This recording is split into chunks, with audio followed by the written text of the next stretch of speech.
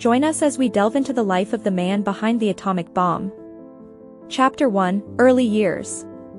In the spirited heart of 1904 New York City, amidst the clamor of horse hooves and the dreams of immigrants, Robert Oppenheimer emerged. A force of nature, even in childhood, where most saw cobblestones, young Robert saw a canvas. At just 6, his hands, small but determined, curated a private collection of rocks. It was a precursor of a mind that would one day juggle the atomic weight of the universe. Imagine this: the same boy who had a museum in his bedroom would blitz through Harvard's hallowed halls in a mere 3 years. There, amidst the scent of old books and new discoveries, Oppenheimer didn't just study science, he danced with literature, romanced languages, and immersed himself in the profound depths of the Bhagavad Gita. Then there's Berkeley. The magnetic Oppenheimer, with his piercing intellect, could effortlessly move from decrypting atomic enigmas by day to hosting soirees by night.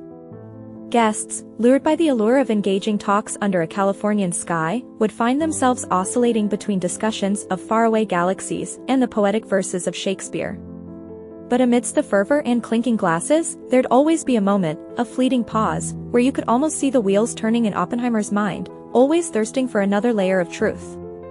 So, in a world of dichotomies, Robert Oppenheimer stood as a testament to what it meant to live every spectrum of life, from cobblestones to constellations, from equations to emotions. Chapter 2: Romantic Entanglements. Beneath the shadow of scientific genius, there existed the heart of Robert Oppenheimer, a heart prone to the same vulnerabilities and desires as any other.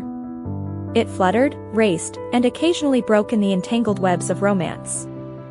Jean Tatlock was more than a mere chapter in his life, she was the melody to which he often found himself dancing.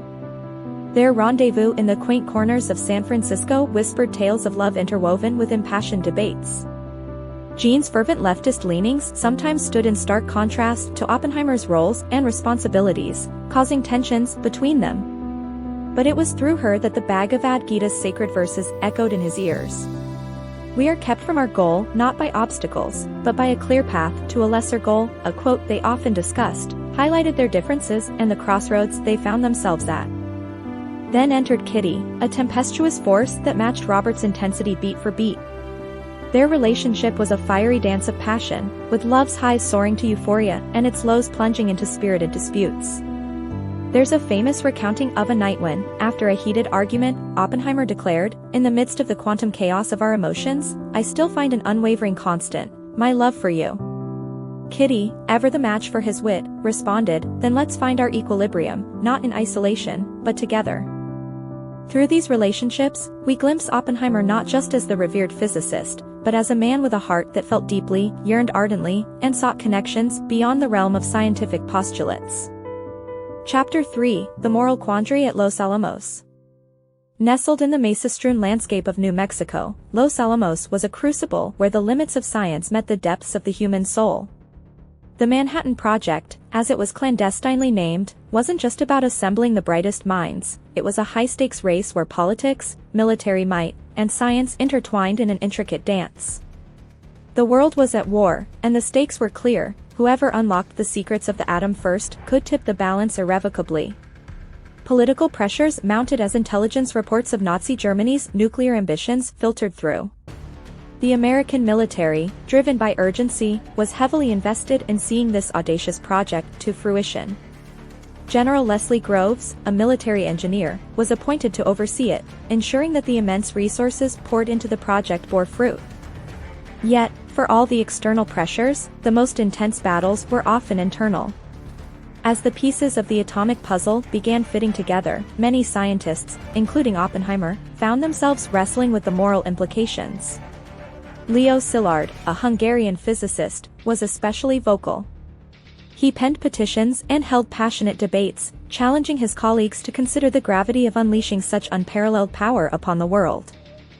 Oppenheimer, at the helm of this endeavor, felt the pull from all sides. He was a conduit between the political, military, and scientific factions, each with its own set of demands and concerns. Balancing the pragmatic needs of the project with the rising tide of ethical questions was no small feat. One evening, as twilight cast long shadows over Los Alamos, Oppenheimer was reportedly engaged in a profound discussion with Niels Bohr, another luminary of the project. Bohr posited, once the world knows of this, everything will change. What then of wars? What then of diplomacy? Oppenheimer, looking distant, responded, we're opening Pandora's box, and I'm not sure we can ever close it again. Chapter 4, Trinity, the Dawn of a New Era. In the remote stretches of New Mexico's Jornada del Muerto Desert, the morning of July 16, 1945, promised nothing out of the ordinary. The desert's timeless stillness, which had for ages witnessed only the passage of wind and sun, was poised to become the backdrop for a spectacle of human ingenuity and ambition. The scientists and military personnel, involved in what was known as the Manhattan Project, had assembled in this isolated expanse, anticipation hanging heavy in the air. For them, years of research, political maneuvering, and clandestine operations were culminating in this singular moment.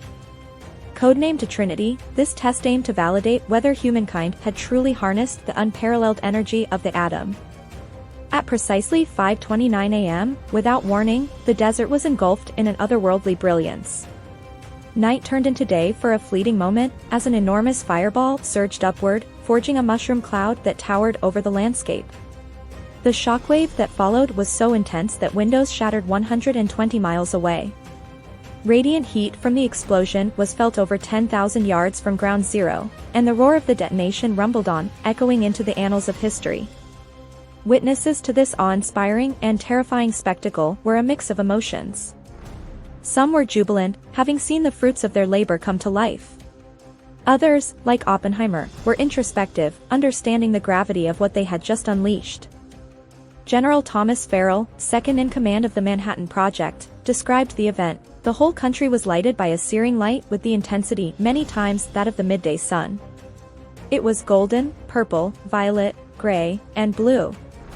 Yet, beyond the marvel of scientific achievement lay the realization of the immense power now at humanity's disposal. It was a moment of reckoning. The successful Trinity test heralded not just the end of World War II but the onset of the atomic age, ushering in a new chapter of geopolitical strategy, ethical dilemmas, and a race for nuclear supremacy. The world, in that singular moment, was irrevocably changed. Chapter 5, The Shadow of Suspicion. In the aftermath of 1945, a world battered by war sought healing. Hiroshima and Nagasaki's haunting silhouettes served as grim reminders of atomic power. Amidst this backdrop stood Oppenheimer, a man both celebrated and critiqued. As the principal architect of the atomic bomb, his feelings were mixed. The euphoria of scientific achievement was clouded by the moral implications of his creation. The promise of the atomic age, with its dual potential for prosperity and peril, began to unfurl.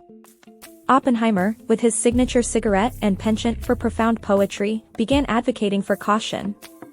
His public expression of atomic power's dangerous potential made many wary.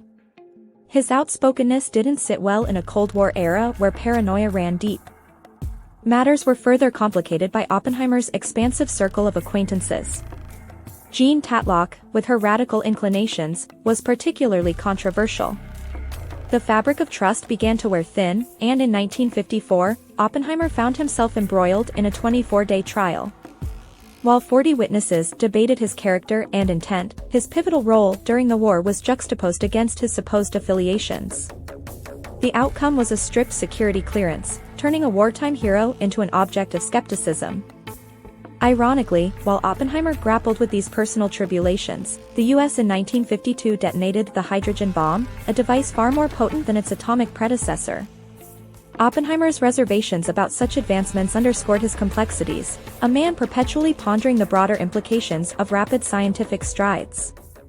Chapter 6, The Legacy of a Thinker. J. Robert Oppenheimer is famous for the atomic bomb. But he was so much more than that.